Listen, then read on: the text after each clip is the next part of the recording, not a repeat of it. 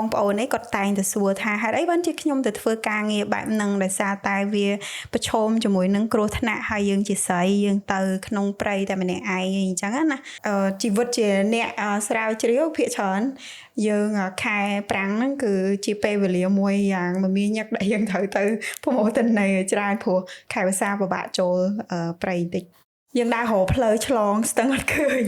បើនៅតែ2ថ្ងៃទៀតយើងអស់មកញ៉ាំហើយចាប់ផ្ដើមស្រឡាញ់សត្វព្រៃហ្នឹងចង់ឲ្យចង់ចិត្តមួយគឺចង់សិក្សាស្រាវជ្រាវធនធានជីវៈចម្រុះនៅក្នុងស្រុកយើងឲ្យកាន់តែច្រើនហើយចង់ចូលរួមចំណែកជាចំណែកមួយដែល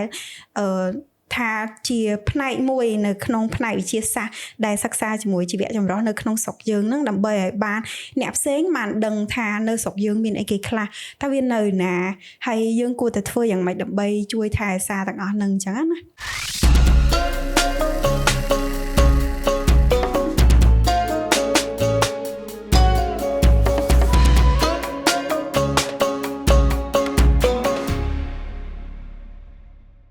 ស្វាគមន៍មកកាន់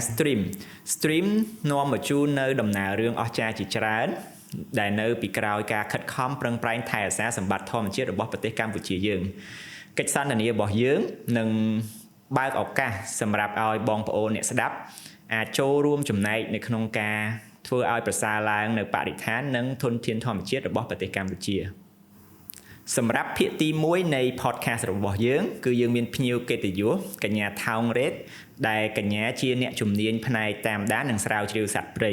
ក្នុងបទពិសោធន៍ប្រមាណជាង15ឆ្នាំកញ្ញាធ្លាប់បានធ្វើដំណើរទៅកាន់ព្រៃផ្សេងនៅក្នុងប្រទេសកម្ពុជាយើងដើម្បីសិក្សាពីសត្វពពូទឹកសត្វខ្លាត្រីនិងសត្វដំរីជាដើមកញ្ញាក៏ធ្លាប់ទទួលបានពានរង្វាន់ស្ត្រីឆ្នើម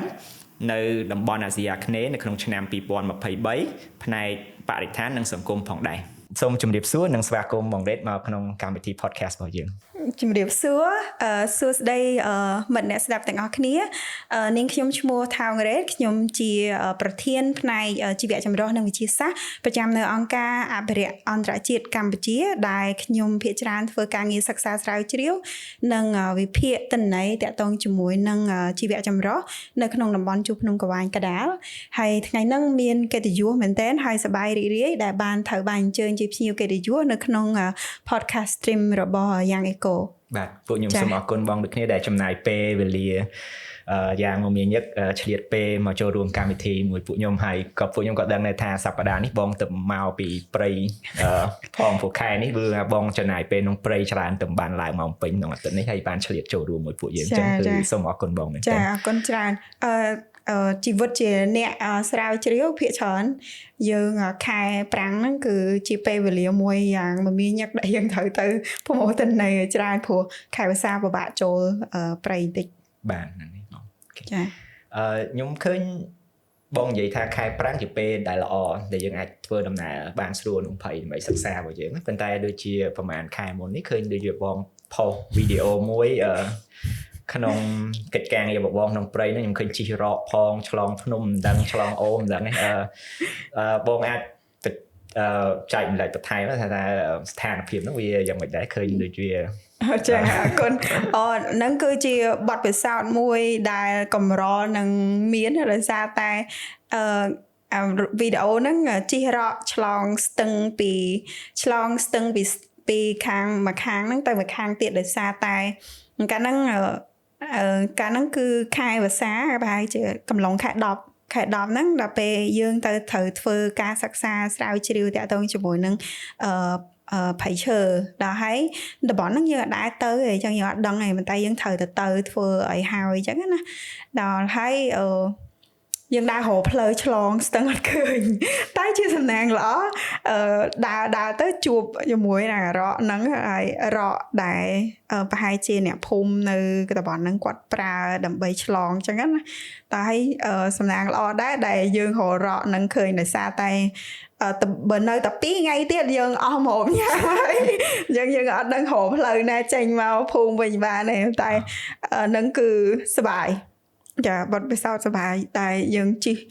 miền nghe nè chỉ slong stưng lơ rock ở lôi phong nè thòng đây chỉ rock rồi lôi kệ chè ភូមិមើលទៅនឹងឯជារកដែរអ្នកភូមិគាត់ធ្វើមិនមែនជារកបាត់ទេសចរទេហើយឃើញថាបើខ្ញុំមើលពេលដែលបងរៀបចំឡើងរកហ្នឹងមើលទៅដូចជាខ្លួនឯងអង្គុយភ័យហើយខ្ញុំខ្លាចខ្ពស់ផងណាអញ្ចឹង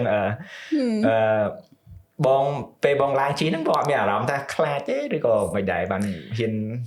ចិត្តជិះហើយចេញទៅម្នាក់ឯងអត់ខ្លាចផងពេលហ្នឹងគឺមានមន្ត្រីម្នាក់គាត់ឆ្លងមុនខ្ញុំបន្ទាប់មកគេរកអ្នកទៅបន្ទាប់ហើយខ្ញុំស្ម័គ្រចិត្តទៅបន្ទាប់ពីក្រោយគេដើម្បីទៅដល់នោះមុនទៅយើងធ្វើអីតទៀតបានអញ្ចឹងណាពេលហ្នឹងខ្ញុំអត់មានអារម្មណ៍ភ័យអីទេខ្ញុំដូចទុកចិត្តថាវានឹងមិនមានរឿងអីកាត់ឡើងហើយអ្វីដែលខ្ញុំរំភើបហ្នឹងគឺខ្ញុំបានឆ្លងស្ទឹងហើយនៅលើហ្នឹងគឺបានឃើញទស្សនវិជ្ជាស្ទឹងហើយវាប្រៃនៅឆ្លងពេញនឹងដូចដ្រូនអញ្ចឹងណាដល់ពេលអញ្ចឹងអត់មានអារម្មណ៍ភ័យអីទេបាទទេសភាពស្អាតអាច enjoy ជាមួយទេសភាពទាំងអស់ហ្នឹងវិញគេបងហើយឃើញអានេះគ្រាន់តែជាចំណុចមួយផ្នែកទូចមួយនៃការងាររបស់បងគាត់បើកមកគឺឃើញដូចវាមានឧបសគ្គអត់មានផ្លូវឆ្លងទៅជីរកជីអីអញ្ចឹងខ្ពស់ខ្ញុំដឹងថាការងាររបស់បងមានផ្នែកផ្សេងទៀតដែលអាចពិបាកជាងនឹងប្រឈមជាងនឹងហើយដឹងថាការងារបងមានចំណុចពិបាកច្រើនអញ្ចឹងចង់ដឹងថាបងចាប់ផ្ដើមលងស្នេហ៍មកចូលរួមធ្វើការងារអភិរក្សដំបងនៅពេលណាមាននឹងអីកើតឡើងបានជាបងចាប់អារម្មណ៍ហ្នឹងហើយអ្វីដែលជំរុញចិត្តបងនៅបន្តការងារហ្នឹងមកដល់ពេលបច្ចុប្បន្នចាអរគុណសម្រាប់សំណួរហ្នឹងហេងចាក់ដល់តិចដោយសារតែមានមនុស្សជាច្រើនគាត់តែងតែសួរមិនត្រឹមតែអ្នកផ្សេងអ្នកដតីទេគ្រួសារខ្ញុំឬក៏បងប្អូនខ្ញុំដូចអ៊ំអីអញ្ចឹងម៉ែឪពុកម្ដាយរបស់ខ្ញុំគាត់អត់ដែរសួរសំណួរហ្នឹងទេប៉ុន្តែបងប្អូនឯងគាត់តែងតែសួរថាហេតុអីបានជាខ្ញុំទៅធ្វើការងារបែបហ្នឹងដោយសារតែវាប្រឈមជាមួយនឹងគ្រោះថ្នាក់ហើយយើងជាស្រីយើងទៅក្នុងព្រៃតែម្នាក់ឯងអញ្ចឹងណាចានិយាយទៅខ្ញុំចាប់ផ្ដើមធ្វើការងារហ្នឹងអ្វីចំណុចដែលធ្វើឲ្យលងស្នេហ៍និយាយពេលខ្ញុំចាប់ផ្ដើមគឺពេលរៀនខ្ញុំចូលចិត្តមុខវិជ្ជាវិទ្យាសាស្ត្រខ្ញុំចូលចិត្តមុខវិជ្ជាវិទ្យាសាស្ត្រហើយជីវវិទ្យាខ្ញុំចូលចិត្តជាងគេហើយគីមីវិទ្យាអីគណិតវិទ្យាអីអញ្ចឹងណាប៉ុន្តែការពិតគោលបំណងរបស់ខ្ញុំចង់ធ្វើជាវិស្វករចំណីអាហារទេប៉ុន្តែបន្ទាប់មកខ្ញុំរៀនជីវវិទ្យាទៅហើយខ្ញុំចូលចិត្តរៀនចង់ដឹងអំពីដើមឈើហើយសត្វព្រៃដូច anatomy របស់សត្វអីចឹងហ្នឹងសត្វហ្នឹងផ្នែកណាខ្លះនៅណាបេះដូងសួតអីចឹងណាតែហើយពេលដែលរៀននៅសាលាភូមិន្ទភ្នំពេញហ្នឹងផ្នែកជីវវិទ្យាគេមាន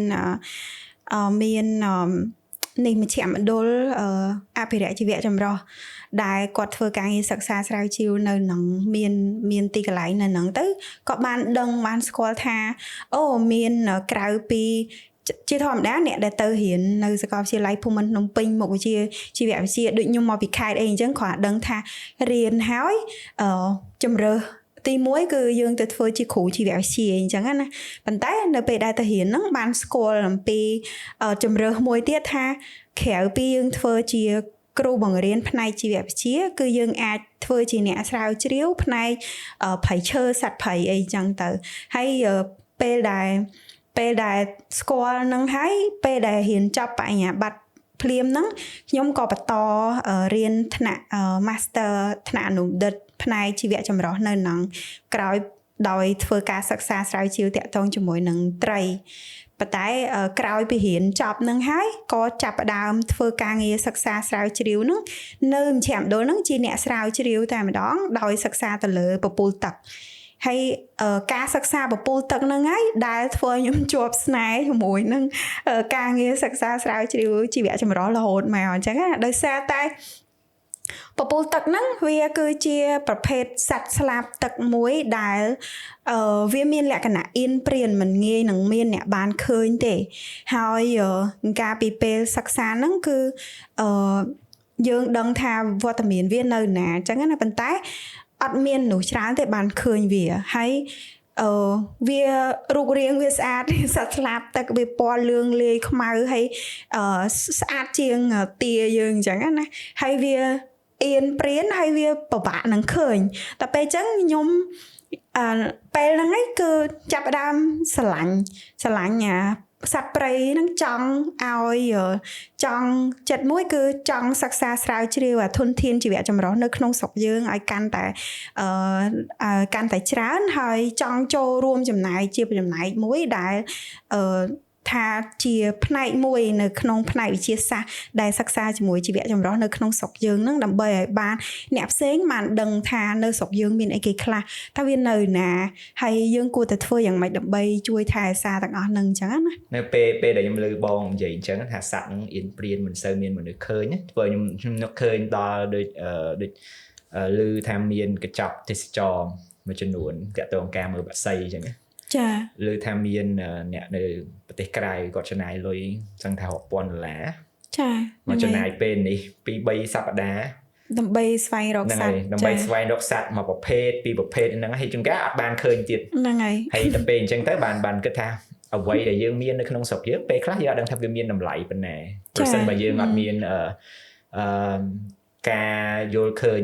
គ្រប់គ្រាន់ទៅលើពួកសត្វទាំងអស់ហ្នឹងបើមានដូចបងករណីបងលើកឡើងសត្វពពូទឹកចឹងនៅពេលដែលយើងបានសិក្សាទៅមិនដឹងថាកម្រហើយគេការពារហើយ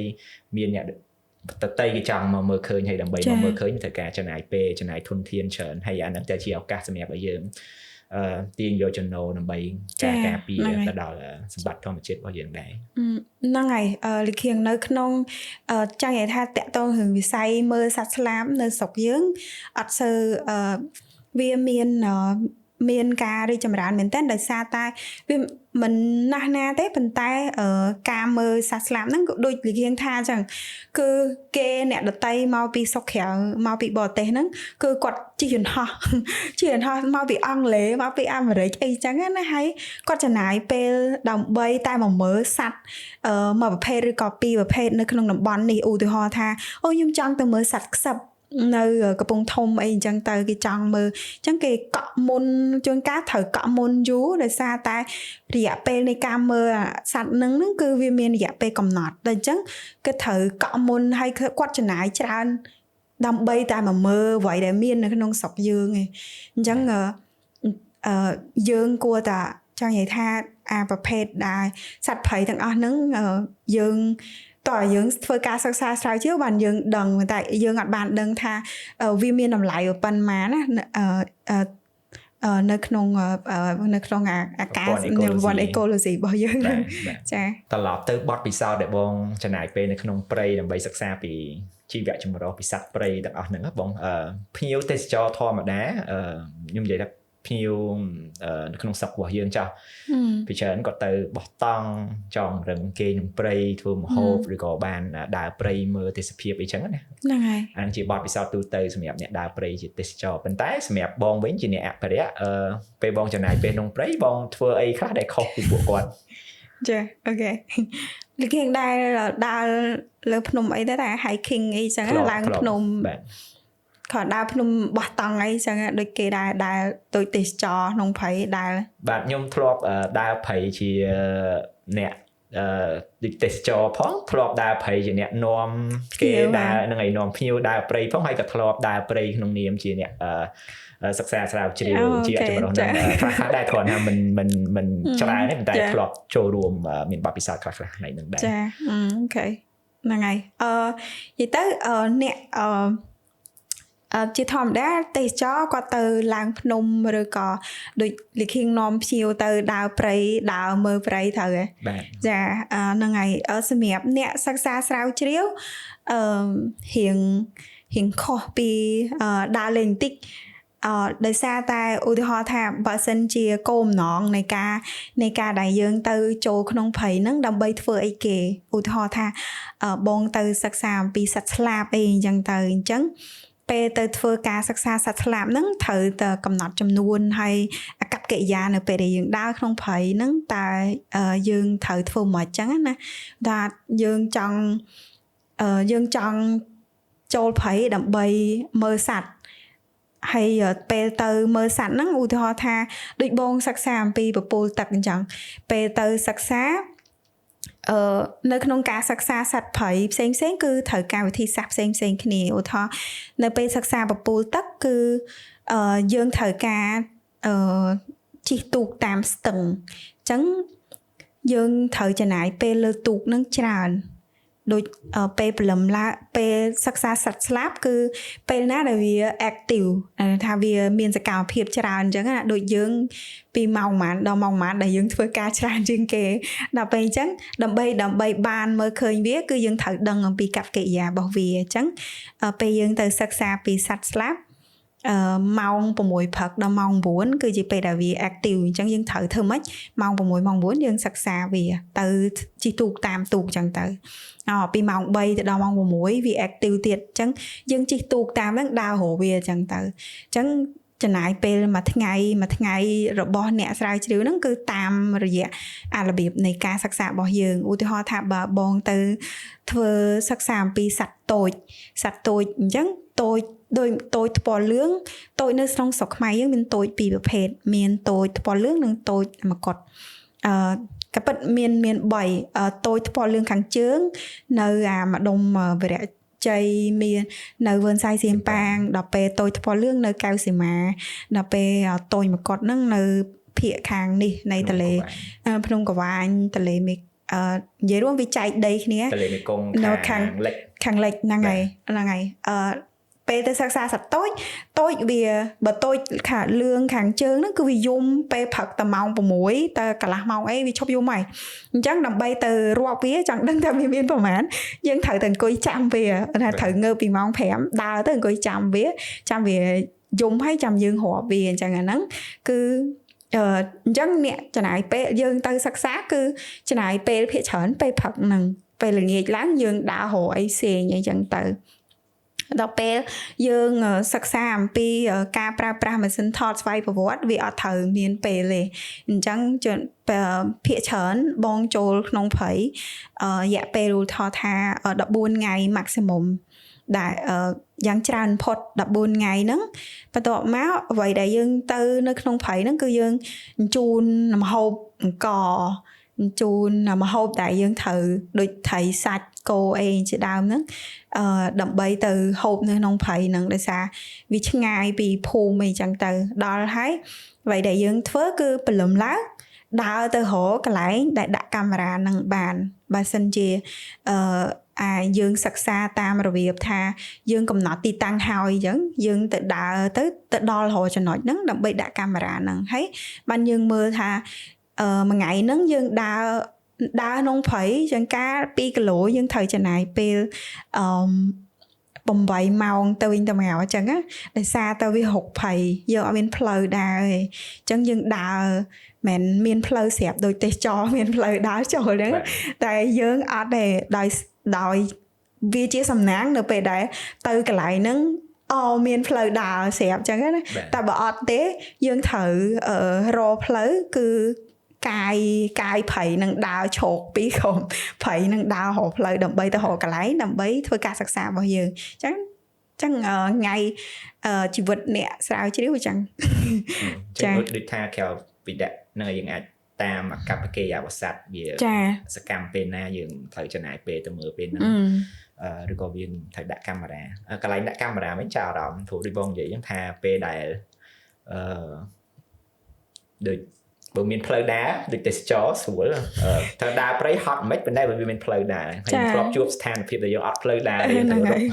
ចូលក្រុមព្រៃទៅឆ្ការព្រៃឆ្កាយវាពិបាកណាបងហើយអញ្ចឹងខ្ញុំចាប់អារម្មណ៍ថានៅពេលដែលតាក់ទងវិធីសាស្ត្រសិក្សាស្រាវជ្រាវសម្រាប់អ្នកដែលគាត់អ្នកសិក្សាស្រាវជ្រាវរបស់យើងគាត់ធ្វើមិនកំណត់ថាកន្លែងណាត្រូវដាក់កាមេរ៉ាអាហ្នឹងយើងអង្គុយកំណត់មុនឬក៏យ៉ាងម៉េចអាហ្នឹងអាស្រ័យទៅលើហ្នឹងគឺអាស្រ័យទៅលើគោលបំណងរបស់យើងគោលបំណងនៃការសិក្សារបស់យើងហ្នឹងតើយើងចង់បានអីគេឧទាហរណ៍ថាការដាក់កាមេរ៉ា trap ការដាក់ម៉ាស៊ីនថតស្វ័យប្រវត្តិរបស់យើងហ្នឹងឧទាហរណ៍ថាគោលបំណងរបស់យើងគឺយើងចង់ដឹងថាតើនៅក្នុងតំបន់ហ្នឹងមានដំរីចំនួនប្រមាណដល់អញ្ចឹងវិធីសាស្ត្ររបស់យើងយើងអត់ចង់ introduce យើងចង់ណែនាំការលំអៀងរបស់យើងឯង យើងចង់ដឹងថាព្រៃចំនួនឧទាហរណ៍ថា1000 ហិកតាហ្នឹងមានសត្វចំនួនប្រមាណអញ្ចឹងបើសិនជាយើងធ្លាប់បាន survey នៅហ្នឹងយើងដឹងថាប្រហែលជាផ្លូវសត្វនៅក្នុងកន្លែងណាបានអញ្ចឹងណាអញ្ចឹងបើយើងដាក់ទៅយើងប្រកាសជាជួបសត្វហើយនៅកន្លែងតាមផ្លូវហ្នឹងប៉ុន្តែអាហ្នឹងគេហៅថារបៀបជាគេហៅថាជាឱកាសដែលចៃដន្យយើងដាក់វាដើម្បី maximize ឱកាសដែលយើងអាចដែលថតបាននឹងហ្នឹងហើយអញ្ចឹងអាហ្នឹងបើយើងចង់បានឱកាសនៃការថតបានសត្វហ្នឹងគឺយើងដាក់តាមទីតាំងដែលវាដើរកន្លែងព្រៃដែលទីជម្រករបស់វាដែលមើលទៅថាទីជម្រករបស់វាហ្នឹងប្រហែលជាម្ដុំព្រៃនឹងអាចនឹងទីជម្រករបស់វាអញ្ចឹងណាហើយមានផ្លូវវាដើរហើយនឹងចំណីរបស់វានៅម្ដុំហ្នឹងអីចឹងទៅអាហ្នឹងគឺអាគោលបំណងដែលយើងគ្រាន់តែចង់ដឹងថាចំនួនរូបចាយតាមវត្តមានរបស់វាប៉ុន្តែបើសិនជាយើងចង់ដឹងអំពីចំនួនសត្វនឹងតាមលក្ខណៈ statistic អញ្ចឹងណាយើងត្រូវដាក់វាជា systematic ដែលទីកតាំងរបស់យើងនឹងត្រូវបាន select ដោយចៃដន្យហ្នឹងគេហៅថាយើង random វា select ទៅនៅកន្លែងណាយើងទៅកន្លែងហ្នឹងអញ្ចឹងយើងអត់ interview អា bias របស់យើងណាយើងថាយើងដាក់ហ្នឹងជួនកាលទៅអាទីតាំងហ្នឹងទៅដល់នៅលើភ្នំមួយសត្វដែលយើងសិក្សាហ្នឹងប្រហែលជាអត់មាននៅហ្នឹងឯងប៉ុន្តែយើងអត់ interview អាហ្នឹងទៅឯងយើងត្រូវតែដាក់វាកន្លែងហ្នឹងវាថតបានអីបានទៅចំនួនប្រមាណអាហ្នឹងយើងមកគណនាតាមបែបវិទ្យាសាស្ត្ររបស់យើងថាមានចំនួនប្រមាណតាមហ្នឹងទៀតអញ្ចឹងណាចាអូខេចាប់អារម្មណ៍តែអញ្ចឹងអាចចូលដល់ដូចថាបទពិសោធន៍បងធ្លាប់សិក្សាដូចសត្វដំរីអញ្ចឹងហើយយើងថាដំរីទាំងអស់គ្នាphảiស្គាល់អ្នកខ្លះធ្លាប់ឃើញដំរីវត្តភ្នំអ្នកខ្លះឃើញភ្នំនៅភ្នំតាម៉ៅតែក៏យើងដឹងថាដំរីយើងមាននៅក្នុងព្រៃច្រើនចង់ថាឥឡូវបច្ចុប្បន្ននេះដំរីនៅក្នុងស្រុកយើងគេអាចប្រហែលចំនួនសរុបថាមានប្រមាណទេចាអរគុណនិយាយទៅដំរីព្រៃរបស់យើងនៅក្នុងប្រទេសកម្ពុជារបស់យើងវាមិនទាន់មានរបាយការណ៍សិក្សាស្រាវជ្រាវមួយដែលមានលក្ខណៈគេហៅថាស្អី up to date ខ្មែរបើប្រហែលថាម៉េចអត់ដឹងតាន់សភាពការទំនើបកម្មទំនើបកម្មមកដល់ឥឡូវហ្នឹងអត់ទាន់មានទេចង់ថាឆ្នាំ2024ឬក៏2023អត់មានទេប៉ុន្តែពីរបាយការណ៍ពីឆ្នាំ2010មកគឺតម្លៃនៅក្នុងស្រុកយើងមានពី500ទៅ600ក្បាលដែលវារស់នៅខាងមណ្ឌលគិរីនៅព្រៃឡង់នៅជួរភ្នំក្វាញ់កដាលមាននៅវីរៈជ័យនិយាយទៅស្ទើរតែរស់នៅរាយប៉ាយពេញស្រុកយើងអញ្ចឹងណាចាខ្ញុំចាប់អារម្មណ៍ដែរថារបៀបវិធីសាស្ត្រដែលគេអង្កេតហ្នឹងគេធ្វើមិនព្រមដឹងនេះអញ្ចឹងព្រៃហ្នឹងធំរហូតហើយណាមួយការអង្កេតសិក្សាហ្នឹងក៏គាត់គេធ្វើព្យាយាមទៅដល់ដូការីផងព្រំកវាយហ្នឹងវាច្រើនណាអញ្ចឹងដឹងថាតើវិធីសាស្ត្រនៃការសិក្សារបស់គេធ្វើបែបមិនខ្លះបានជាគេអាចចេញជាតួលេខ5-600ក្បាលហ្នឹងមកអញ្ចឹងហ្នឹងហើយនិយាយទៅ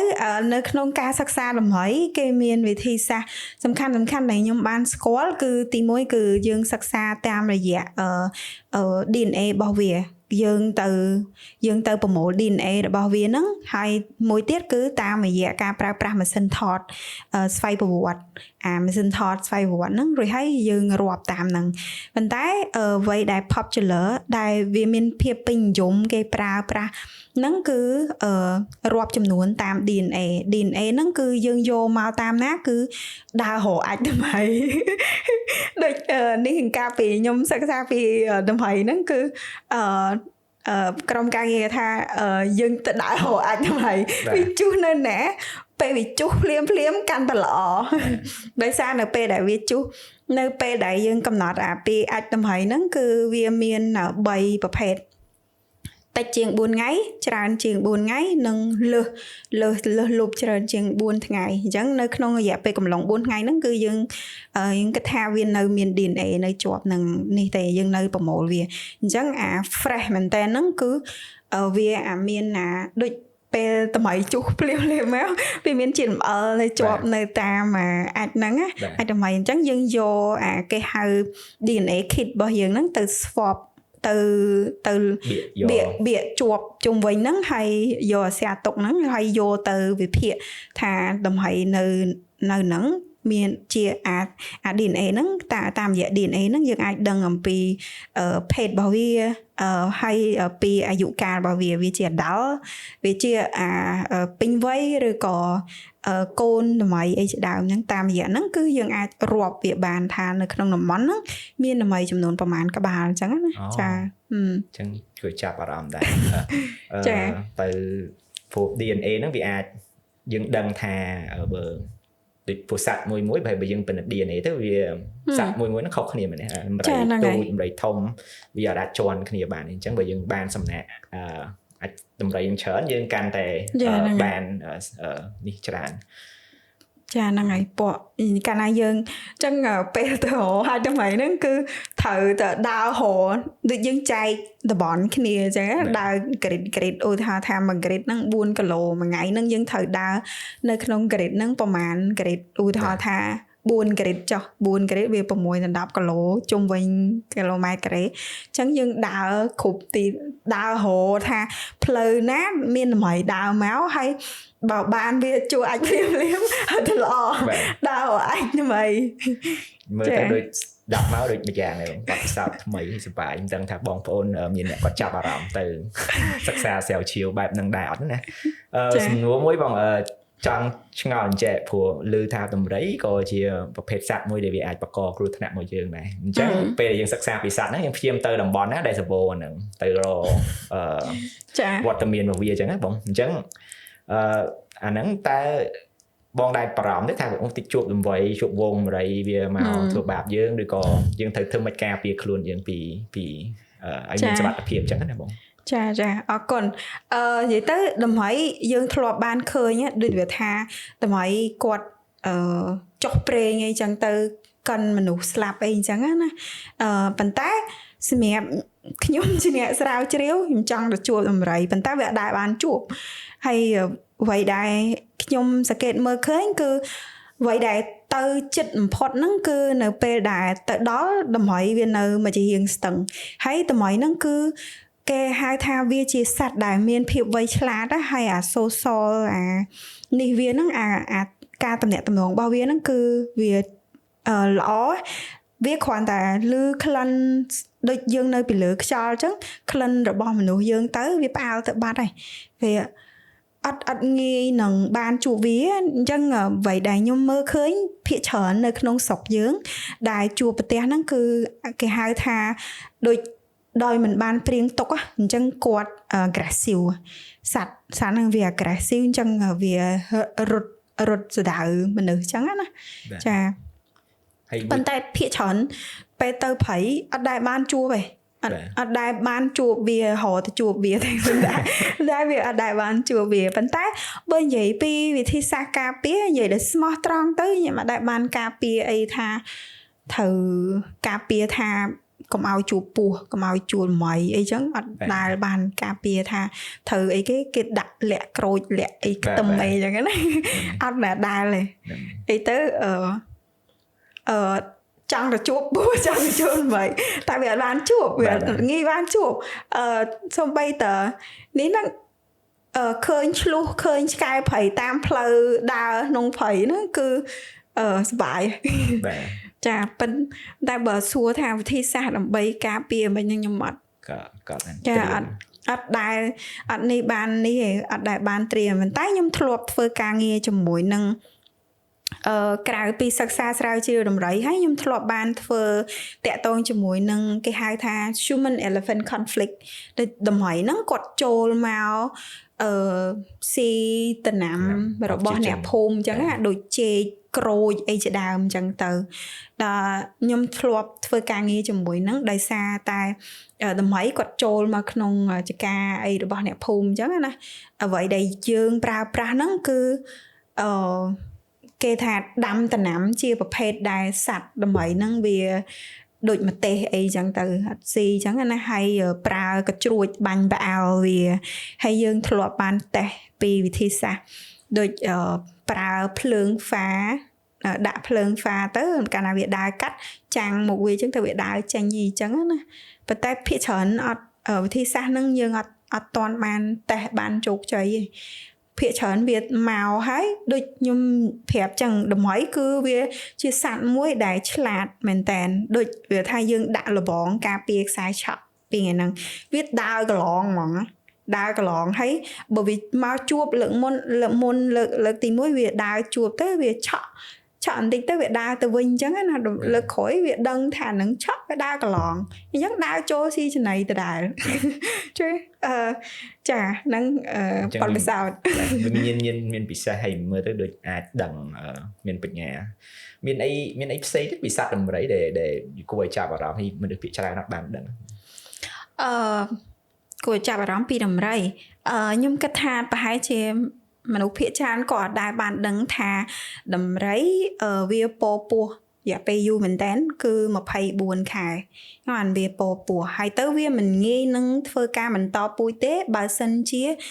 មានការរំខានដោយវាថាទីជម្រករបស់វាមានភាពសក្តិរិលអីអញ្ចឹងណាហើយ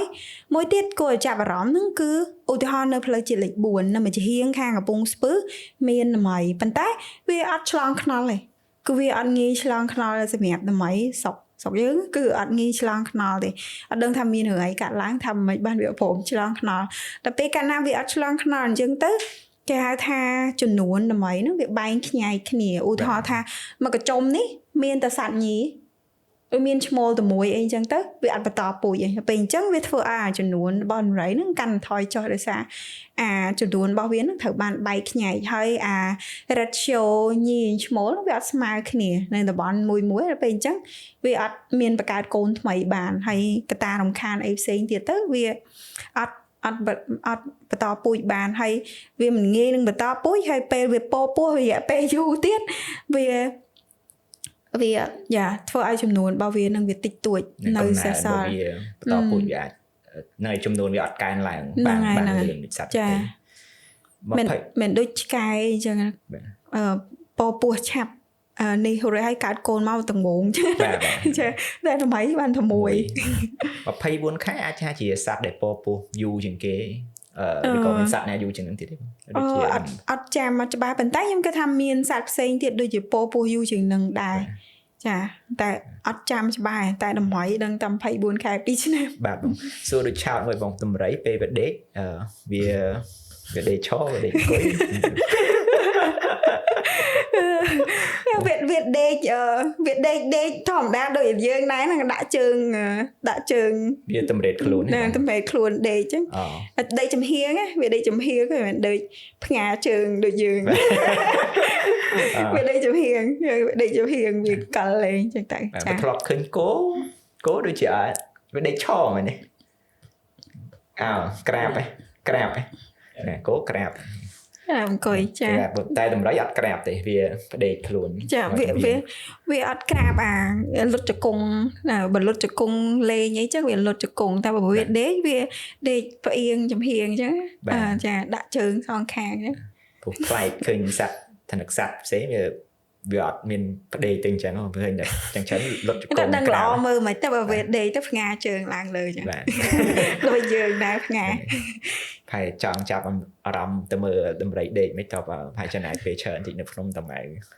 ចាកេតមើលព្រោះពេលច្រើនទៅឃើញតែវាដើរថតនៅពេលថ្ងៃចាអូខេបង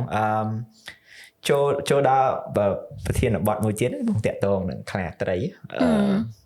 ដែលបងសិក្សាស្រាវជ្រាវដែររឿងខ្លាត្រីហ្នឹង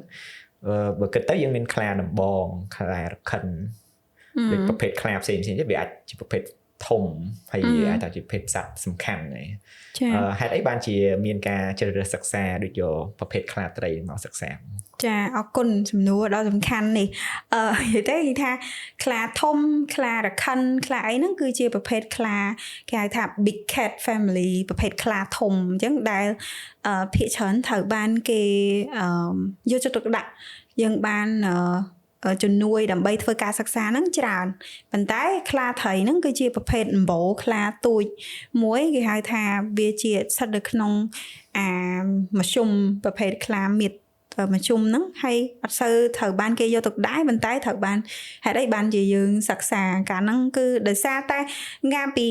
ពេលហ្នឹងគឺវាប្រភេទសត្វខ្លាហ្នឹងគឺនៅក្នុងស្រុកយើងគិតថាវាប្រហែលជាបាត់បង់ពីព្រៃហើយវាដាច់ពូជហើយអញ្ចឹងណាប៉ុន្តែវានៅមានការរាយការណ៍ពីការចាប់បានពីព្រៃហ្នឹងដែលបាត់ល្មើសរកស៊ីសត្វព្រៃខុសច្បាប់នៅមានឃើញវាប៉ុន្តែវាដូចការអង្គការអីយើងបានសិក្សាតាមព្រៃហ្នឹងដាក់កាមេរ៉ាច្រើនមែនទែនដាក់អាម៉ាស៊ីនថតស្វ័យប្រវត្តិហ្នឹងបានច្រើនប៉ុន្តែអត់បានឃើញវាទេតែបើអញ្ចឹងយើងគិតថាប្រហែលជានៅក្នុងស្រុកយើងហ្នឹងគឺគិតថាប្រហែលជាវាផុតពូជពីស្រុកយើងហើយដល់ពេលអញ្ចឹងទៅបានត្រូវបានសិក្សាយកវាមកសិក្សាហើយមួយទៀតនិយាយថានៅពេលដែលឧទាហរណ៍ថានៅពេលដែលយើងដូចណែលើកឡើងខ្លាធំខ្លាអីហ្នឹងគឺជាប្រភេទខ្លាធំមួយដែលគេត្រូវបានយកទៅដាក់នៅក្នុងការផ្ដល់ជំនួយដើម្បីសិក្សាស្រាវជ្រាវដល់ពេលអញ្ចឹងអាគម្លាតនៃការសិក្សារបស់យើងអាជំនួយរបស់ហ្នឹងគឺផ្ដោតទៅលើខ្លាធំដល់ពេលហើយអាខ្លាទូចហ្នឹងអត់បានផ្ដោតសំខាន់ទៅលើហើយយើងអត់បានដឹងយើងបានស្រាវជ្រាវវាមិនដឹងថាវាមានលក្ខណៈម៉េចតែពេលអញ្ចឹងទៅយ៉ាងហ្នឹងក៏ជាសារៈសំខាន់មួយនៅក្នុងការសិក្សាស្រាវជ្រាវយើងថាមិនត្រឹមតែសត្វដែលវាជាប្រភេទស្អាតដោយខ្លាធំអីចឹងត្រូវបានគេយកទៅដាក់តែខ្លាផ្សេងដែលក៏វាមានសារៈសំខាន់នៅក្នុង ecosystem របស់យើង ecology របស់យើងដែរអញ្ចឹងត្រូវបានយកទៅដាក់នឹងសិក្សាស្រាវជ្រាវដែរអញ្ចឹងណាចា៎បានន័យថាវានៅតែមានតួនាទីសំខាន់មួយក្នុងប្រព័ន្ធ ecology ប៉ុន្តែយើងអត់បានផ្ដោតការយកចិត្តទុកដាក់ស្វែងយល់ពីតួនាទីរបស់វានៅក្នុងអញ្ចឹងការសិក្សារបស់បងចំណាយពេលប្រហែលឆ្នាំដែរទៅលើរឿងខ្លាត្រីនឹងហើយជាលទ្ធផលបងរកឃើញអីខ្លះដែរជាចំណុចសំខាន់ចានិយាយទៅពេលសិក្សាខ្លាត្រីហ្នឹងយើងចំណាយពេលប្រហែលជាតែ1ឆ្នាំទេយើងដាក់ម៉ាស៊ីនថតស្វ័យប្រវត្តិតាមតំបន់ការពារផ្សេងហ្នឹងហើយជាលទ្ធផលពីពេលមុនយើងសិក្សាយើងគិតថាវាដាច់ពូជឯងប៉ុន្តែជាលទ្ធផលនៃការសិក្សាហ្នឹងគឺរកឃើញបងការសិក្សាដែលបងធ្វើហ្នឹងគឺរកឃើញថាខ្លាត្រីនៅមានវត្តមាននៅក្នុងស្រុកយើង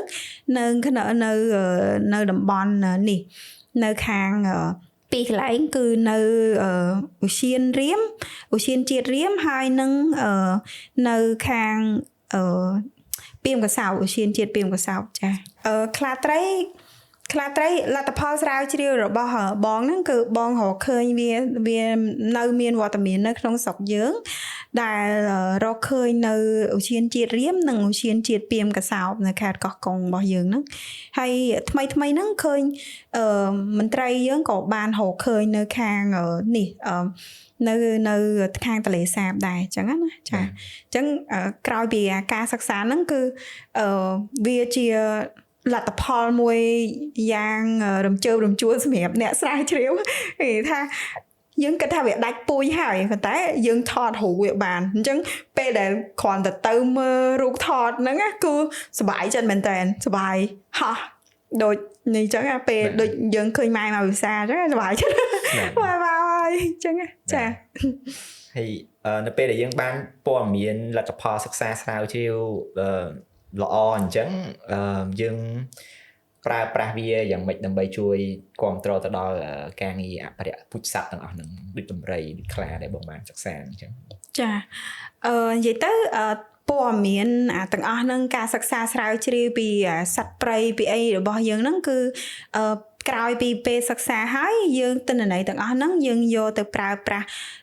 ជាទី1គឺយើងផ្សព្វផ្សាយទៅដល់សាធារណជនប្រជាជនឬក៏កូនសិស្សអីអញ្ចឹងតាមរយៈការបោះពុម្ពផ្សាយជាអត្ថបទស្រាវជ្រាវជាគេហៅថាយើងជាការផ្សព្វផ្សាយអប់រំថានៅនឹងមានសត្វអីគេខ្លះវាមានសារៈសំខាន់អីដើម្បីធ្វើអីហើយយើងហេតុអីបានជាយើងចូលរួមការពារវាហើយមួយទៀតគឺព័ត៌មានទាំងអស់ហ្នឹងគឺអាច យើងយកទៅប្រើប្រាស់ជាមួយនឹងស្ថាប័នពាក់ព័ន្ធជាពិសេសអ្នកបង្កើតគោលការណ៍គោលនយោបាយអីផ្សេងៗហ្នឹងដូចថាតាក់ទងជាមួយនឹងការរៀបចំតំបន់ការពារនឹងថាតើកន្លែងណាជាតំបន់សម្រាប់អភិរក្សកន្លែងណាជាតំបន់ការប្រើប្រាស់ច្រើនយ៉ាងអីការអាចដកហូតបានអីអញ្ចឹងណាអញ្ចឹងព័ត៌មានទាំងអស់ហ្នឹងគឺយើងអាចជួយទៅដល់ការសម្រេចចិត្តរបស់គាត់បានថាតើនៅក្នុងតំបន់ហ្នឹងយើងរកឃើញសត្វអីគេខ្លះហើយវាមានសារៈសំខាន់មិនអីអញ្ចឹងទៅធ្វើឲ្យគាត់ងាយក្នុងការសម្រេចចិត្តថាដាក់តំបន់ហ្នឹងជាតំបន់ snow នៅតំបន់ការពារដែលមិនអនុញ្ញាតឲ្យអ្នកណាទៅដល់អីអញ្ចឹងទៅតំបន់នេះគឺជាតំបន់សម្រាប់ការសិក្សាស្រាវជ្រាវដែលអ្នកស្រាវជ្រាវអាចទៅដល់ដើម្បីសិក្សាអញ្ចឹងណាចាចុះបងមានឧទាហរណ៍ជាក់ស្ដែងក្នុងការដែលបង្ហាញទិន្នន័យនៃការស្រាវជ្រាវរបស់យើងទាក់ទងជីវៈចម្រុះសត្វព្រៃដែលយើងអត់ឃើញហើយមានចំណាត់ការពីដៃគូពាក់ព័ន្ធនៅក្នុងការដែលធ្វើគម្រោងអភិរក្សហ្នឹងបងអាចមានឧទាហរណ៍ចានិយាយទៅការតាក់ទងជាមួយនឹងទិន្នន័យដែលយើងទទួលបានពីជីវៈចម្រុះហ្នឹងឧទាហរណ៍ជាក់ស្ដែងឧទាហរណ៍ថាហងៃបងធ្វើការសិក្សាជាមួយនឹងធនធានសត្វព្រៃហ្នឹងដោយប្រើប្រាស់ម៉ាស៊ីនថតហ្នឹងហើយទិន្នន័យទាំងអស់ហ្នឹងគឺយើងយកទៅប្រើជាទិន្នន័យគោលដើម្បីធ្វើការចងក្រងគម្រោង Red Book សម្រាប់តំបន់ជួរភ្នំក្រវាញកដាលអញ្ចឹងណានៅក្នុងបងអាចជួយបញ្ជាក់គម្រោង Red Book ហ្នឹងវាជាគម្រោងបែបណាដែរចាគម្រោង Red Book ហ្នឹងRed Book ហ្នឹងមកពីពាក្យស្អីគេភ្លេចបាត់ហើយ reduction reuse emission from deforestation and degradation អត់ដឹងបបប្រែខ្មែរថាម៉េចនេះ Red Book ហ្នឹងភាគច្រើនខ្មែរយើងអ្នកដែលបានដឹងបានលើសហគមន៍អីចឹងជាច្រើនហ្នឹងគឺការលក់កបោនដែលមាននៅក្នុងដើមឈើរបស់យើងហ្នឹងទៅឲ្យអ្នកដែលបញ្ចេញផ្សែងពុលនៅប្រទេសផ្សេងហ្នឹងយើងហ្នឹងគឺមានទួនាទីការពារអភ័យឈើហ្នឹងឲ្យឈរកាលណាវាឈរទៅវាមានកបោននៅក្នុងស្តុកនៅក្នុងដើមឈើហ្នឹងហើយនិយាយភាគច្រើនបងធ្វើក្នុងវិស័យដើមឈើអញ្ចឹងនៅក្នុងអភ័យឈើហ្នឹងវាស្តុកកបោនវាមានស្តុកកបោនអញ្ចឹងកបោនរបស់យើងនៅក្នុងបរិយាកាសហ្នឹងត្រូវបានស្រូបដោយដើមឈើអញ្ចឹងជាកាតព្វកិច្ចរបស់ប្រទេសមួយចំនួនអ្នកមានអីជាដើមអីចឹងដោយក្រុមហ៊ុនមួយចំនួនដែលគាត់មានកាតព្វកិច្ចក្នុងការកាត់បន្ថយការបញ្ចេញផ្សែងពុលពីការផលិតនៃសម្ភារៈរបស់គាត់ឬការងាររបស់គាត់ចឹងទៅគាត់មកទិញពីប្រទេសដែលមានគម្រោង Red Book ហ្នឹងចឹងដូចយើងទិញពីស្រុកយើងចឹងទៅយើងលក់ឲ្យគេឧទាហរណ៍ថានៅក្នុងមួយឆ្នាំយើងផលិតបានកបោនហ្នឹងចំនួនប្រហែលលានតោនអញ្ចឹងក្រុមហ៊ុនហ្នឹងត្រូវកាត់បន្ថយការបញ្ចេញផ្សែងពុលរបស់គាត់ហ្នឹងប្រហែលលានអញ្ចឹងយើងលក់ឲ្យគេហ្នឹងប្រហែលលានអញ្ចឹងទៅនៅក្នុងមួយតោនហ្នឹងយើងលក់តម្លៃប្រហែលអញ្ចឹងទៅចា៎អញ្ចឹងបានន័យថាបើសិនជាយើងមានព្រៃឈើដែលអាចស្រូបកបោនស្រូបការបំភាយស្មានពុលផ្សេងហ្នឹងអាចយើងទាញរចំណូលពីការការពារព្រៃឈើបានដែលមានគេបង់ថ្លៃសេវាមកឲ្យយើងការពារដើម្បីឲ្យមានតលយៈភាពរវាងការបំពុលនិងការស្រូបហ្នឹងហើយហ្នឹងដូចទិញលក់ដូររវាងអ្នកបច្ចេកហើយនឹងយើង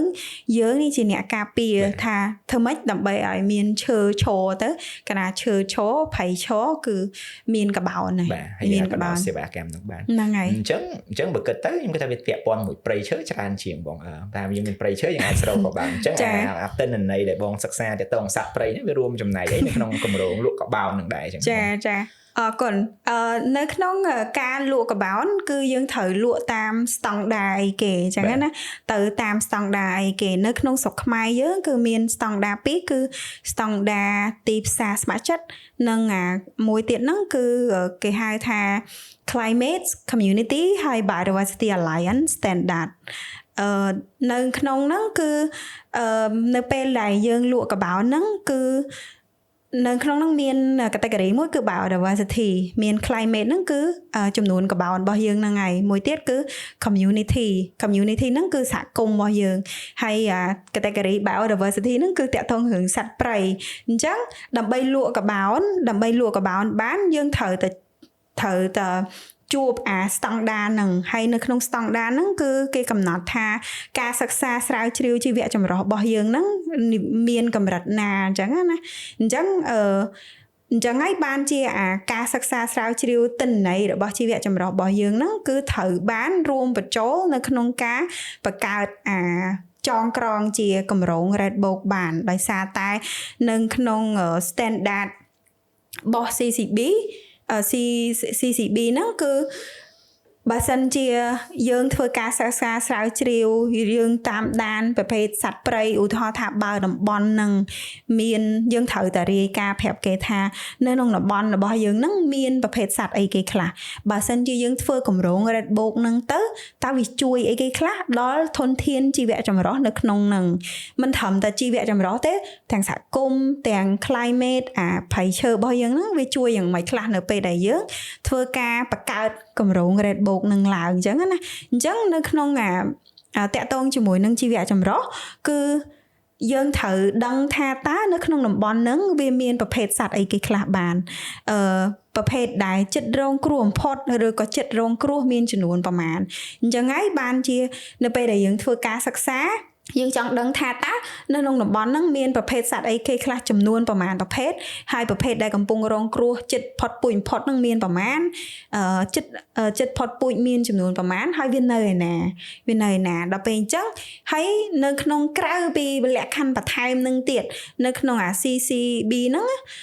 បើយើងចង់បាន goal level ហ្នឹងគឺបានន័យថាលក្ខខណ្ឌមាសប្រាក់ដែលវាធ្វើជួយឲ្យតម្លៃនៃកាបូនរបស់យើងហ្នឹងមានតម្លៃចាវាមានតម្លៃយ៉ាងថាយើងហ្នឹងគឺយើងធ្វើការងារបានមានប្រសិទ្ធភាពហើយប្រើប្រាស់វិធីសាស្ត្រដែលគេជឿជាក់នៅក្នុងវិស័យវិទ្យាសាស្ត្រអញ្ចឹងយើងអាចទៅដល់ goal level ហ្នឹងអញ្ចឹងណាដូចថាតើចំនួនសត្វដែលចិត្តផុតពូជផុតហ្នឹងនៅក្នុងតំបន់យើងហ្នឹងមានចំនួនប្រមាណហើយពេលដែលយើងធ្វើគម្រោងនេះតើវាជួយការពារប្រភេទសត្វដែលមានតែនៅក្នុងតំបន់ហ្នឹងគេហៅថាប្រភេទសត្វសហស្ថាបនិកហ្នឹងវាយ៉ាងម៉េចខ្លះអញ្ចឹងណាអញ្ចឹងគម្រោង Red Book យើងមិនមែនធ្វើតែមួយឆ្នាំទេវានៅក្នុងរយៈពេលយូរអញ្ចឹងយើងមើលឧទាហរណ៍ថាបើគម្រោងហ្នឹងរយៈពេល15ឆ្នាំតើនៅពេលដែលយើងចាប់ផ្ដើមមានប្រភេទសត្វអីគេខ្លះនៅហ្នឹងអញ្ចឹងនៅក្នុងរយៈពេល15ឆ្នាំតើយើងគម្រោងនៃការតាមដានជីវៈចម្រុះសត្វព្រៃរបស់យើងហ្នឹងតើយើងតាមដាននៅក្នុងរយៈពេលប៉ុណ្្នឹងទៅដោយមានគម្រោង Red Book សត្វរបស់យើងហ្នឹងវាកើនឡើងឬក៏វាថយចុះវាអីចឹងណាតាក់ទងជាមួយនឹងការអនុវត្តនៃការគម្រោងរបស់យើងអញ្ចឹងបើស្ដាប់បងមកមានន័យថាដូចអាចនិយាយថាអតិថិជនរបស់យើងដែលជាអ្នកគាត់ទិញកបោនពីយើងគាត់មានតម្រូវការថាព្រៃដែលគាត់គ្រប់ត្រនៅក្នុងការបរិយាការពារហ្នឹងមិនជាព្រៃតែមានតែព្រៃទេចាត្រូវតែមានដែលព្រៃមានជីវិតណាបងមានសត្វហើយក៏រួមបញ្ចូលទាំងប្រជាជនឲ្យប្រកាសថាប្រយោជន៍ក៏បានចាហ្នឹងហើយទៅជួយដល់ជីវភាពប្រជាជនជាឋានហើយនឹងការទប់ស្កាត់ការប្រែប្រួលអាកាសធាតុបាទផ្សេងទៀតអញ្ចឹងត្រូវយើងជាអ្នកធ្វើការងារបច្ចេកទេសខាងតតែយើងអាចដាក់ដូចថាវិចខ្ចប់4-5 ចំណុចខាងលើនោះចូលមួយគ្នាបានជាយើងអាចចាហ្នឹងហើយបានជាអាចដាក់លក់បានអតិថិជនយើងគាត់ពេញចិត្តជាមួយនឹងចំណុចហ្នឹងចាហ្នឹងហើយចឹងបានយើងអាចលក់បានថ្លៃបានអញ្ចឹងដូចវាថារវាងដាក់ស្អីគេដូចយើង packaging រៀបជាកញ្ចប់លក់អីវ៉ាន់អញ្ចឹងបើសិនយើងដាក់តទេហើយនឹងដាក់កញ្ចប់ឲ្យស្អាតអីអញ្ចឹងតុបតែងវាស្អាតអញ្ចឹងវាមានអ្នកទិញច្រើនអញ្ចឹងមានឈុតគ្រប់គ្រឿងវាក្នុងចាយើងត្រូវតែមានគ្រប់គ្រឿងបានលក់បានមានសំណួរមួយទៀតចង់រៀនសូត្រពីការងារបងឆ្លងកាត់កន្លងមកដែរថាក្នុងនាមយើងជាអ្នកវិទ្យាសាស្ត្រអ្នកស្រាវជ្រាវបានព័ត៌មានទិន្នន័យតាក់ទងសត្វព្រៃទាំងអស់នឹងហើយតើយើងធ្លាប់ជួបផលវិបាកខ្លះតាក់ទងនឹងការទទួលយកព័ត៌មានដែលយើងផ្ដល់ឲ្យណា ថាតើដូចអាចប្រជាជនឬក៏អ្នកពាក់ព័ន្ធផ្សេងព្រោះអ្នកខ្លះគាត់អាចថាជាទិន្នន័យល្អត្រូវយកមកធ្វើសកម្មភាពប៉ុន្តែអ្នកខ្លះទៀតក៏គាត់អាចមានការប្រតិកម្មជាអវិជ្ជមានអញ្ចឹងបងធ្លាប់ជួបស្ថានភាពហ្នឹងតាក់ទងជាមួយនឹងទិន្នន័យ បាទអ្វីជាការសិក្សាស្រាវជ្រាវពេលដែលយើងផ្សព្វផ្សាយយើងចង់ឲ្យអ្នកពាក់ព័ន្ធចូលរួមនៅក្នុងកិច្ចការងារហ្នឹងតើអ្វីខ្លះដែលជាឧបសគ្គដែលបងជួបកន្លងមកនិយាយពីឧបសគ្គតាក់ទងរឿងទិន្នន័យភាគច្រើនឧបសគ្គដែលបងជួបប្រទះគឺឧទាហរណ៍ដូចយើងទៅធ្វើការជាមួយនឹងសហគមន៍អីអញ្ចឹងណាគាត់អត់ជឿយើងទេថាឧទាហរណ៍ថាបងប្រាប់ថាយើងបានរកឃើញដំរីនៅតំបន់ហ្នឹងហើយដំរីហ្នឹងគឺវាមានចំនួនតិចមែនតើវាចិត្តផុតពូជពីស្រុកយើងហើយអីអញ្ចឹងទៅដល់ពេលហើយប្រជាជនគាត់អត់ជឿទេគាត់ថាគាត់ធ្លាប់ឃើញវារាល់ថ្ងៃដោយសារតែវាចូលស៊ីតំណាំរបស់គាត់អញ្ចឹងហើយគាត់ថាគាត់ឃើញវាមករាល់ថ្ងៃហ្នឹងហើយទៅវាមកស៊ីតំណាំរបស់គាត់រហូតចឹងណាហើយវាមានកូនមានអីទៀតហើយយើងនិយាយថាដំរីគឺវាចិត្តផុតពូជពីស្រុកយើងហើយមានចំនួនតិចតួចហើយដល់ពេលអញ្ចឹងគាត់អត់ជឿយើងដល់ពេលអញ្ចឹងយើងពិបាកនៅក្នុងការធ្វើការងារជាមួយគាត់ដោយសារតែយើងចង់ឲ្យគាត់ចូលរួមស្វែងយល់គាត់តែងតែនិយាយថាដំរីរបស់អ្នកគ្រូគាត់ហៅខ្ញុំអ្នកគ្រូគាត់ថាដំរីរបស់អ្នកគ្រូយកចេញទៅកុំទុកនៅនឹងទៀតស៊ីចំណៃរបស់គាត់អីអញ្ចឹងណាដល់ពេលយើងចង់បញ្ជ្រាបឲ្យគាត់បានដឹងថាឲ្យគាត់ទទួលស្គាល់ថាតំបន់ហ្នឹងគឺពីមុនមកគឺជាជំរករបស់វាដំរីវាចាំផ្លូវវាណាហើយទៅដល់ពេលហើយវាមានចំណៃនៅហ្នឹងដូចចេកដូចដូងអីសត្វចំណៃរបស់វាហើយអញ្ចឹងនៅពេលដែលខែប្រាំងភាគច្រើននៅតាមលើភ្នំហ្នឹងវាអស់ទឹកអស់ចំណៃអីអញ្ចឹងវាចុះមកក្រោមដើម្បីរកចំណៃនៅតាមភូមិនៅពេលអញ្ចឹងវាចូលស៊ីចំណៃរបស់គាត់តំណាំរបស់គាត់អញ្ចឹងណាដល់ហើយយើងជាអ្នកស្រាវជ្រាវនិងអ្នកអភិរក្សយើងចង់ឲ្យប្រជាជនបានយល់ថាចង់ឲ្យប្រជាជននិងសត្វព្រៃរស់នៅគេថាសុខដុមរមនាជាមួយគ្នាមនុស្សយើងធ្វើវិធានការទប់ស្កាត់ដើម្បីកុំឲ្យវាចូលអីចឹងទៅហើយយើងអត់មានផលប៉ះពាល់អីជាអវិជ្ជមានទៅដល់ការរស់នៅអញ្ចឹងណាប៉ុន្តែគាត់អត់គិតអញ្ចឹងដូចយើងឯងគាត់គិតថាហ្នឹងជារបស់អ្នកអភិរក្សធ្វើការងារអភិរក្សហើយគួរតែយកចេញពីព្រៃនឹងចេញទៅអញ្ចឹងណាហើយគាត់អត់ជឿយើងទេអញ្ចឹងគាត់អត់ជឿអាលទ្ធផលវិទ្យាសាស្ត្ររបស់យើងដែលយើងរកឃើញអញ្ចឹងណាចាហ្នឹងហើយអញ្ចឹងក្នុងស្ថានភាពអញ្ចឹងបានន័យថាទីមួយគាត់មិនចូលចិត្តវាប៉ះពាល់ផលប្រយោជន៍គាត់ផងគាត់ចង់ឲ្យតែយើងយកចេញហើយបើយើងមើលពីមួយជ្រុងទៀតមានន័យថាមែនដំរីមកចូលស៊ីតំណាំនៅក្នុងភូមិទេមកពីយើងនៅក្នុងចំការយើងទេមកពីយើងបរិយាកាសយើងចូលទៅក្នុងដែននេះមកគាត់ចាហ្នឹងហើយហើយអញ្ចឹងគ្នាចាំផ្លូវនេះរាប់ដែរគ្នាដើរកាត់គ្នារកចំណីយើងចាប់ដើមមានចំនួនហើយចាហ្នឹងហើយបង្កើតចំនួនថាយើងកំពុងតែព្យាយាមមកមើលដំណោះស្រាយធ្វើម៉េចដើម្បីអាចឲ្យយើងចាមានទាំងមនុស្សមានទាំងសត្វអាចនៅជាមួយគ្នាបានចាហ្នឹងហើយយើងអត់ចង់ឲ្យអ្នកណាមួយបាត់ផលប្រយោជន៍ទេយើងចង់ឲ្យប្រជាជននិងសត្វអាចរស់នៅចានិយាយថាយើងអាចចាមានវត្តមានរស់នៅជាមួយគ្នាបានអញ្ចឹងណាអញ្ចឹងយើងគួរតែធ្វើការងារទាំងអស់គ្នាដើម្បីធ្វើវិធានការម៉េចដើម្បីកុំឲ្យតម្រៃគាត់ចូលក្នុងចការគាត់ស៊ីតំណាំរបស់អ្នកភូមិអស់ហើយអញ្ចឹងទៅចាអញ្ចឹងនៅពេលដែលអ្នកភូមិគិតអញ្ចឹងបងជាយុទ្ធសាស្ត្របានគៀងកដៃគូឬក៏អាជ្ញាធរដោយរបៀបណាខ្លះដើម្បីអាចយើងអាចមានការជំរុញបន្ថែមដើម្បីឲ្យគោលដៅរបស់យើងសម្រេចទៅបាននិយាយទៅ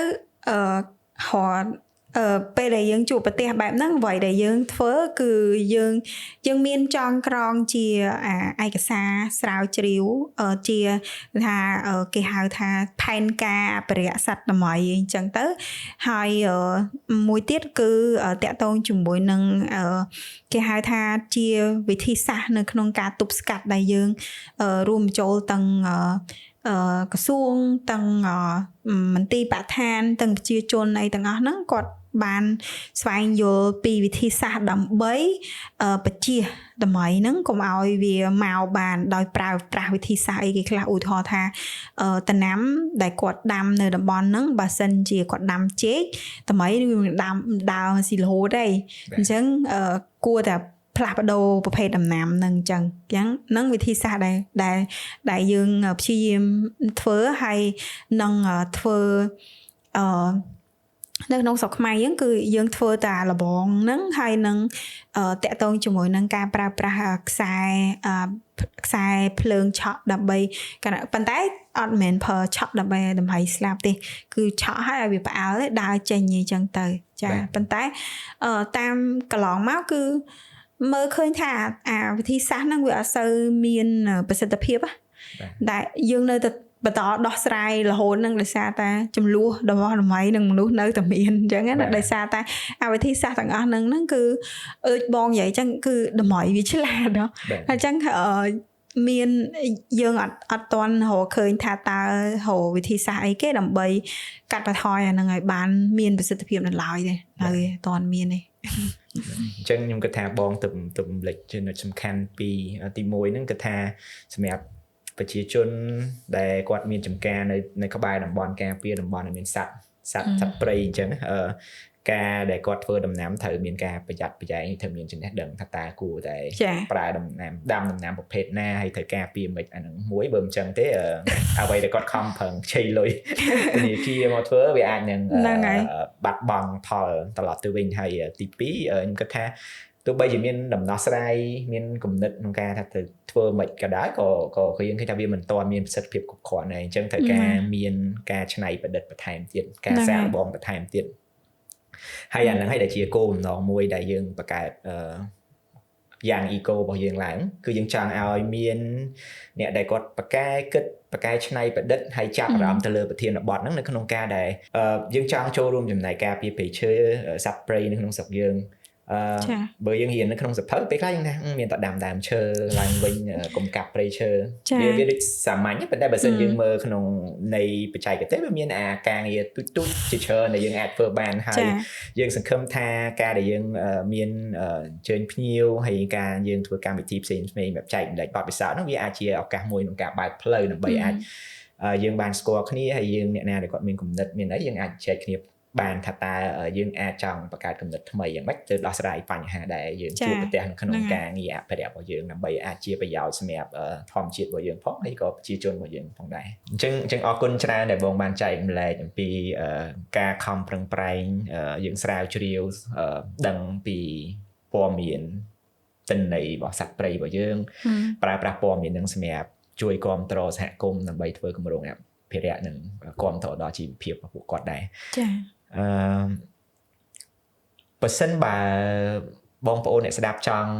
ស្វែងយល់បន្ថែមពីការងាររបស់បងការសិក្សារបស់បងតើគាត់អាចទៅរកឯកសារសិក្សាទាំងអស់នោះបាននៅកន្លែងណាដែរចាអរគុណនិយាយទៅវិធីសាស្ត្រកន្លងមកការសិក្សាស្រាវជ្រាវហ្នឹងបងបានធ្វើការបោះពុម្ពផ្សព្វផ្សាយតាក់ទងជាមួយនឹងការសិក្សាអំពីខ្លាត្រីនៅអត្ថបទស្រាវជ្រាវវិទ្យាសាស្ត្រនៅគេហៅថា journal អាហ្នឹងយើងអាចទៅរកមើលថាសិក្សានៅ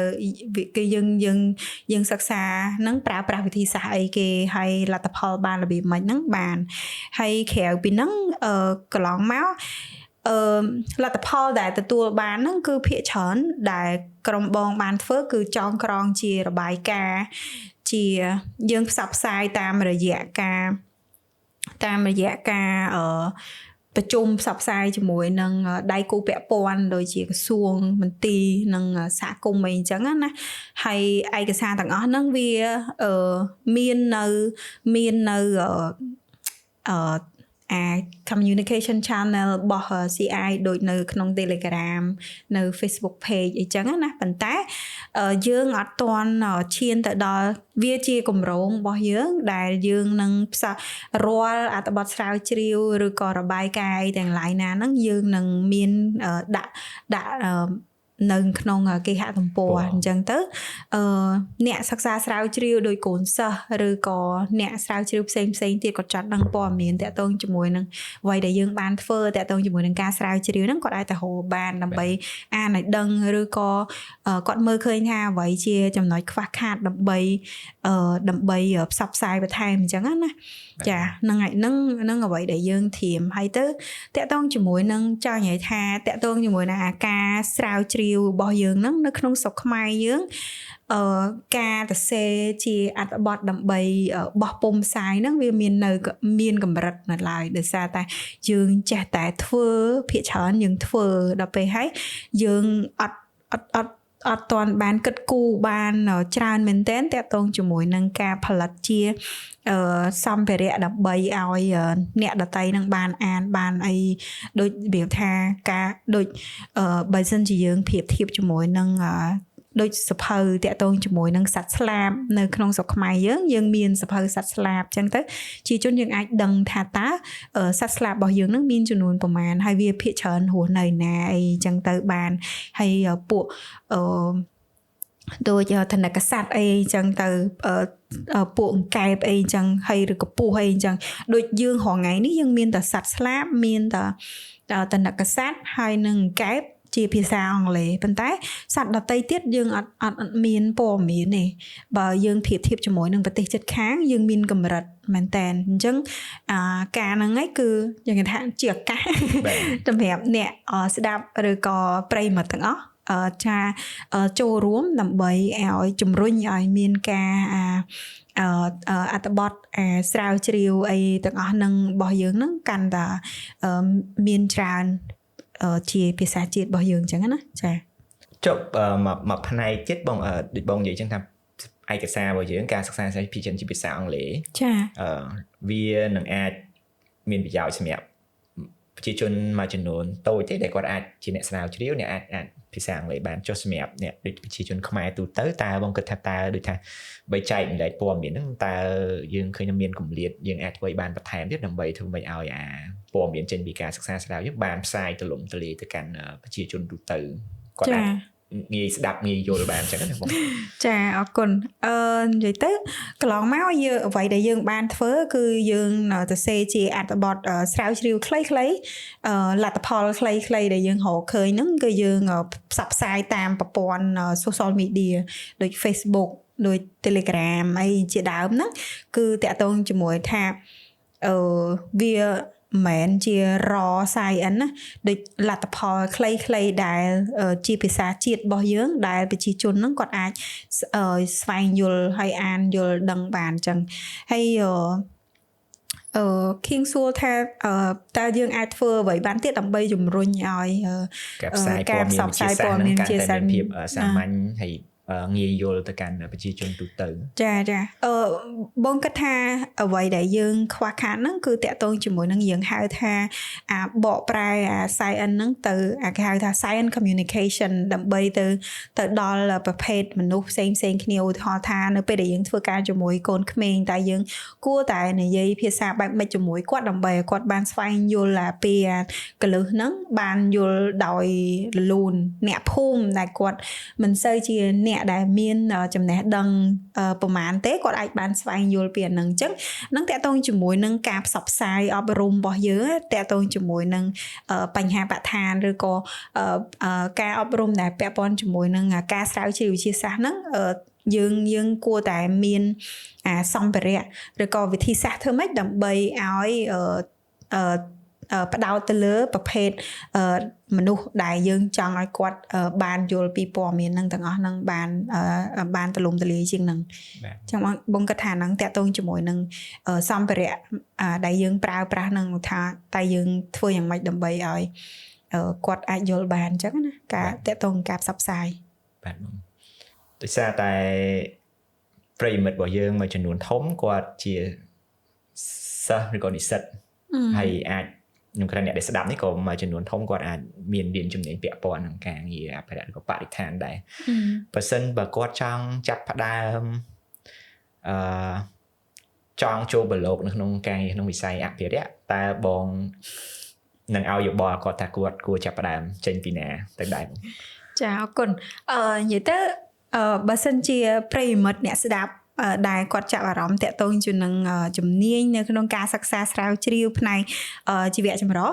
អ្វីដែលយើងអាចចាប់ផ្ដើមបានខ្ញុំគិតថាទីមួយគឺអាចចូលរួមរកឱកាសស្ម័គ្រចិត្តនៅក្នុងអង្គភាពដែលគាត់ធ្វើការងារសិក្សាស្រាវជ្រាវជាមួយនឹងអាជីវៈចម្រុះហ្នឹងដើម្បីស្វែងយល់ថាការងារហ្នឹងគាត់គេធ្វើយ៉ាងម៉េចហើយធ្វើរបៀបម៉េចហើយកន្លែងណាដែលយើងចូលចិត្តឧទាហរណ៍ថានៅក្នុងការងារអភិរក្សហ្នឹងវាមានយើងចូលចិត្តធ្វើការងារអប់រំតាក់ទងរឿងជីវៈចម្រុះឬក៏យើងចូលចិត្តធ្វើការងារស្រាវជ្រាវហើយយើងចូលចិត្តខាងសត្វស្លាបឬក៏យើងចូលចិត្តខាងពស់យើងចូលចិត្តខាងកែបឬក៏យើងចូលចិត្តខាងសត្វស្វាអីជាដើមឬក៏ពពួកធនកសត្វអញ្ចឹងយើងទៅឲ្យស្គាល់ថាតើវាមានអីគេខ្លះនៅក្នុងហ្នឹងហើយយើងចង់ធ្វើអីគេអញ្ចឹងណាហើយមួយទៀតក្រៅពីឱកាសស្ម័គ្រចិត្តនៅតាមអង្គភាពដែលធ្វើការងារអភិរក្សហ្នឹងក៏គាត់មានឱកាសនៅក្នុងការហាត់ការដែរដូចថាកូនសិស្សដែលរៀនឆ្នាំទី3ឬក៏រៀនឆ្នាំទី4ដែលចង់បានទទួលបានឱកាសការងារដែលយើងធ្វើនៅកន្លែងការអង្គភាពរបស់យើងហ្នឹងគឺអាចដាក់ពាក្យសុំធ្វើហាត់ការអញ្ចឹងណាអញ្ចឹងនៅពេលដែលយើងហាត់ការយើងដឹងថានៅក្នុងការងារដូចចង់ដឹងថាការងាររងថ្ងៃខ្ញុំធ្វើអីគេខ្លះនៅ office ឬក៏យើងធ្វើអីដើម្បីបានលទ្ធផលជារបាយការណ៍ហ្នឹងយើងធ្វើអីគេខ្លះហ្នឹងគឺនៅពេលដែលយើងហាត់ការហ្នឹងគឺយើងអាចធ្វើរឿងទាំងអស់ហ្នឹងចា៎បាទអញ្ចឹងអាចគាត់ចូលរួមការងារស្ម័គ្រចិត្តឬក៏កម្មវិធីហាត់ការរបស់ស្ថាប័នដែលធ្វើការពាក់ព័ន្ធនឹងអ្វីដែលគាត់ចង់ចាហ្នឹងហើយក៏ចង់បន្ថែមមួយទៀតគឺចង់ថាតាមព្យាយាមស្វែងយល់ពីអង្គភាពចង់និយាយថានៅក្នុងស្រុកយើងតើមានអង្គការណាខ្លះដែលធ្វើការងារតាក់ទងជាមួយនឹងការងារស្រាវជ្រាវជីវៈចម្រុះឬក៏តាក់ទងជាមួយធម្មជាតិអីអញ្ចឹងនៅកន្លែងណាគេធ្វើអីអញ្ចឹងគឺដូចបងនិយាយចឹងថាយើងទៅស្ម័គ្រចិត្តជាមួយគេដើម្បីឲ្យដឹងថានៅនឹងមានអីគេខ្លះហើយយើងអាចធ្វើអីគេបានអីចឹងអាស្រ័យលើយើងចូលចិត្តដែរអញ្ចឹងយើងទៅអង្គុយធ្វើការងារមួយថ្ងៃជាមួយការងារអញ្ចឹងយើងគួរដឹងថាយើងចូលចិត្តអីយើងអាចធ្វើអីគេបានហើយយើងគួរតែធ្វើយ៉ាងម៉េចដើម្បីឲ្យវាមានប្រសិទ្ធភាពជាងនឹងអញ្ចឹងទៅចា៎បាទអរគុណច្រើនហើយអញ្ចឹងបើសិនបើអ្នកស្ដាប់ចាប់អារម្មណ៍តាមពិតនៅក្នុងកម្មវិធីរបស់យើងក៏យើងមានក្លឹបអ្នកស្ដាប់ផងដែរដែលបងប្អូនអាចមានឱកាសជួបផ្ទាល់ជាមួយវាគ្មិនរបស់យើងនឹងភ្ញៀវផ្សេងទៀតដើម្បីស្វែងយល់នៅក្នុងការចូលរួមនៅក្នុងកិច្ចការងារអភិរក្សថាយើងអាចធ្វើឲ្យបានហើយយើងមានឱកាសសំណេះសំណាលសួរឆ្លើយមកគាត់បន្ថែមទៀតអញ្ចឹងបើសិនបើអ្នកទាំងអស់គ្នាចាប់អារម្មណ៍អាចយើងមាន link សម្រាប់ចុះឈ្មោះនៅក្នុង caption របស់យើងបានចុងក្រោយបងមានពេចអីផ្ញើទៅកាន់អ្នកស្ដាប់របស់យើងពេចអីចុងក្រោយដែលបងអត់តបាននិយាយឲ្យបងចង់ផ្ញើជូនអ្នកស្ដាប់របស់យើងពាក្យពេចន៍ចុងក្រោយខ្លីហើយវែងពាក្យពេចន៍ចុងក្រោយសម្រាប់អ្នកស្ដាប់ជាពិសេសមនុស្សស្រីដែលគាត់ចាប់អារម្មណ៍ចង់និយាយថាគាត់មានចំណូលចិត្តផ្នែកវិទ្យាសាស្ត្រហើយគាត់ចង់ដឹងចង់ថាគាត់មានចំណូលចិត្តខាងជីវៈចម្រុះអីអញ្ចឹងគាត់គិតថា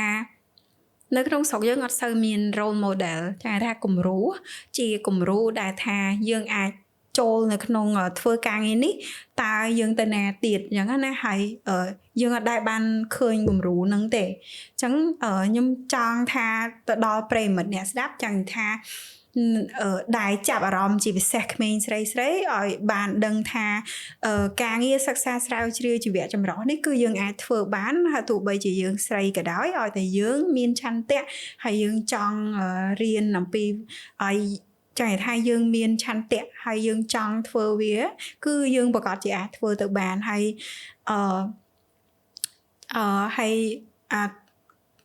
វិស័យធនធានជីវៈចម្រុះរបស់យើងនៅក្នុងស្រុកយើងនេះខ្ញុំចង់និយាយថាចង់ឲ្យប្រជាជនបានយល់ថាយើងជាប្រជាជនកម្ពុជាគួរតែមានមោទនភាពដែលយើងជាប្រទេសមួយដែលគេត្រូវបានទទួលស្គាល់ថាជាប្រទេសដែលមានធនធានជីវៈចម្រុះសម្បូរបែប អញ្ចឹងយើងទាំងអស់គ្នាគួរតែដឹងហើយមានមោទនភាពទាំងអស់ហ្នឹងហើយជួយចូលរួមទាំងអស់គ្នាដើម្បីថែរក្សាធនធានទាំងអស់ហ្នឹងដើម្បីឲ្យវាមានវត្តមានសម្រាប់កូនចៅយើងជំនាន់ក្រោយបានឃើញនិងបានយល់ទាំងអស់គ្នាអញ្ចឹងកុំឲ្យដូចបាត់រូបរាងពីផែនដីដូច dinosaur អីអញ្ចឹងទៅឬក៏ខ្លាធំអីអញ្ចឹងដែលវាដាច់ពូជពីក្នុងហ្នឹងអញ្ចឹងការងារហ្នឹងការងារដែលធានាឲ្យបានការរស់រានមានជីវិតរបស់ប្រភេទធម្មជាតិមិនត្រឹមតែសត្វព្រៃរុក្ខជាតិឬក៏សត្វព្រៃទេវាមិនមែនតែការងាររបស់រដ្ឋាភិបាលការងាររបស់អ្នកស្រាវជ្រាវមិនមែនជាត្រឹមតែការងាររបស់អង្គការអភិរក្សទេប៉ុន្តែវាត្រូវការចូលរួមទាំងអស់គ្នាដើម្បីឲ្យការងារហ្នឹងមានប្រសិទ្ធភាពចា៎អរគុណច្រើនបងដែលបានចំណាយពេលចែករំលែកបទពិសោធន៍នៅក្នុងកម្មវិធី podcast របស់យើងបងចែករំលែកតាំងពីបទពិសោធន៍ផ្ទាល់ខ្លួនចាប់ផ្ដើមការងារអភិរក្សចែករំលែកអំពីការសិក្សាស្រាវជ្រាវទាក់ទងនឹងពួកសត្វសំខាន់ហើយការដែលយើងធ្វើការងារជាមួយនឹងដៃគូពាក់ព័ន្ធនិងសហគមន៍មូលដ្ឋានដើម្បីថាតើយើងអាចធ្វើយ៉ាងណាការពារសត្វទាំងអស់នោះបន្ទាប់ពីយើងមានការសិក្សាស្រាវជ្រាវរួចហើយទន្ទឹមហ្នឹងក៏បងបានបង្ហាញនៅឧបសគ្គមួយចំនួនដែលយើងជួបប្រទះដែលយើងត្រូវចូលរួមកិត្តគូទាំងអស់គ្នាដើម្បីធ្វើម៉េចបង្កើនប្រសិទ្ធភាពនៅក្នុងកិច្ចការងារអភិរក្សរបស់យើងហើយពិសេសគឺចុងក្រោយហ្នឹងគឺលើកទឹកចិត្តមិនប្រកាសថាមនុស្សស្រីមិនអាចចូលព្រៃធ្វើការងារអភិរក្សបានទេអញ្ចឹងសម្រាប់មនុស្សស្រីលើកទឹកចិត្តជាពិសេសថាបងជាគំរូស្រាប់ហើយទទួលបានការទទួលស្គាល់ក្នុងស្ថាប័នបងជាអង្គការអន្តរជាតិមួយហើយក៏មានការទទួលស្គាល់ពីនៅក្រៅប្រទេសមានទទួលបានពានរង្វាន់បន្ថែមទៀតទៅលើការខំប្រឹងប្រែងរបស់បងអញ្ចឹងមនុស្សស្រីក៏អាចធ្វើការងារនេះបានដូចជាមនុស្សប្រុសដែរអញ្ចឹងសូមអរគុណសូមជម្រាបលា